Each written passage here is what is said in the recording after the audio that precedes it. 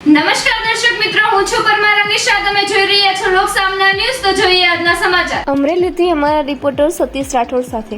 અમરેલી જિલ્લાના ટીંબી ગામના ખેડૂતોએ ગાંજો વાવવાની પરમિટ માટે સરકારને કરી માંગ. અમરેલી જિલ્લાના જાફરાબાદ તાલુકાના ટીંબી ગામના એક ખેડૂતે ગુજરાત રાજ્યના કૃષિ મંત્રીને પત્ર લખી પોતાની જમીનમાં ગાંજો વાવવાની પરમિટ આપવા માંગ કરી છે. ખેતીમાં વધતા ખર્ચ અને પાકના ઘટતા ભાવને કારણે ખેડૂતો આર્થિક સંકટમાં મુકાયા હોવાનો મુદ્દો પણ પત્રમાં ઉઠાવવામાં આવ્યો છે. પત્રમાં જણાવ્યા મુજબ ખેડૂત પોતાના પિતાની માલિકીની જમીન પર વર્ષોથી ખેતી કરી રહ્યો છે, જેમાં કપાસ, તલ, કુંવરી જેવા પાકો ઉગાડવામાં આવે છે.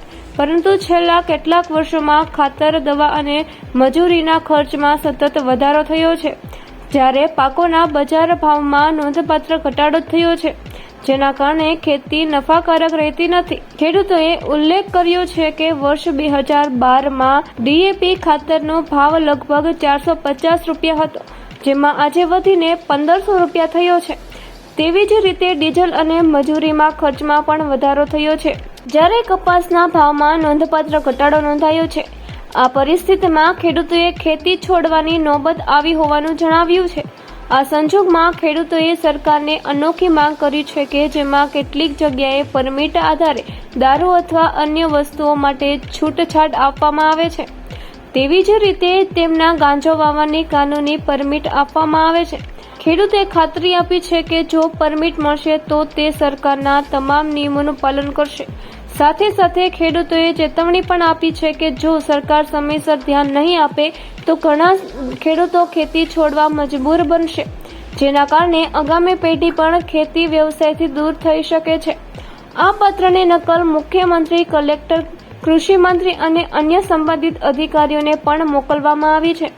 ખેડૂતની આ માંગ ચર્ચાનો વિષય ઊભો કર્યો છે અને હવે જોવાનું રહ્યું કે સરકાર આ મામલે શું પગલાં લે છે. આપનું નામ? મારું નામ ઘનશ્યામ બાલાલા, ગામ ટીંબી, તાલુકો જાફરાબાદ. આજે હું 25 વર્ષથી સંયુક્ત પરિવારમાં ખેતી કરું છું. મારી પાસે 30 થી 32 વીઘા જમીન છે. આ વર્ષે ચોમાસે મેં મગફળી અને ડુંગળી વાવી હતી, બરાબર. ત્યારે એમાં કમોસમી વરસાદને લીધે તમામ પાક ફેલ ગયો છે, એ તો કુદરતી છે. અને ત્યાર પછી મેં ઘઉં અને ચણા જેવા પાક વાવ્યા છે.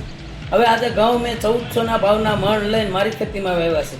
હવે ખુલ્લી બજારમાં વેચવાવાળામાં 430થી માંડીને 470 રૂપિયા ભાવે માગે છે. આ ઘઉં પોષણક્ષમ ભાવ મને પોસાતા નથી અને બાજરીના પણ ભાવ નથી. એટલે આ બાબતે મેં એક કૃષિ મંત્રીને અરજી લખી છે કે મને ગાંજો વાવવાની પરમિટ આપે. જો કૃષિ મંત્રી મને ગાંજો વાવવાની પરમિટ આપે તો હું એના નીતિ નિયમ પ્રમાણે વાવેતરથી માંડી અને વેચાણ સુધી એના સરકારના નિયમ પ્રમાણે હું ગાંજાનું વાવેતર કરી શકું. કારણ કે અમારા કોઈ પોષણક્ષમ ભાવ નથી. આજે સરકાર એવા બણગા ફૂંકતી હતી કે 2022માં ખેડૂતોના ડબલ ભાવ થશે, એને બદલે ખેડૂતો દેવાદાર થયા છે. અત્યારે ખેડૂતોને તમામ પાકો આવી ગયા છે, એક પણ પાકનો ભાવ નથી પોષણક્ષમ, અને ખેત પેદાશોના ભાવ નથી. એની આમે ખેતીની વસ્તુ, દવા, ખાતર, બિયારણ લેવા જઈએ તો 3-4 ગણા ભાવ વધી ગયા છે. એટલે ન છૂટકે ખેડૂતોને ભારતનું બંધારણ ન હોવા છતાં અમારે આ માગણી ખેડૂતો પાસે કરવી પડે છે. કારણ કે આવતી પેઢીના કોઈ પણ બાળકો ખેતી કરવા તૈયાર નથી. અને જો ખેડૂત પોતે જ ખેતી છોડી દેશે તો હવે સરકાર બમણી આવક કોની કરશે? અને બીજા નંબરમાં કે અનાજ, કઠોળ કે ધન ધાન્ય પાક ખેડૂત પકવતા બંધ થઈ જશે તો આજથી 5 વર્ષ પછી દેશ માટે પણ મોટી વિકટ પરિસ્થિતિ આવવાની છે. આ માટે જો અમને ભાવ નહીં આપે તો અમને ગાંજો વાવવાની પરમિટ આપે અને કાં અમને પોષણક્ષમ ભાવ આપે. બેમાંથી એક સરકાર અમારું કરે. અને હું ઇન્ડિયા ન્યૂઝને તમામ ચેનલો વતી સરકારને એટલી વિનંતી કરું છું કે હું તો જાગૃત ખેડૂત છું, બીજા અભણ ખેડૂત પણ આત્મહત્યા કરે એ પહેલાં સરકાર અમારું ધ્યાન દોરે. જય જવાન, જય કિસાન.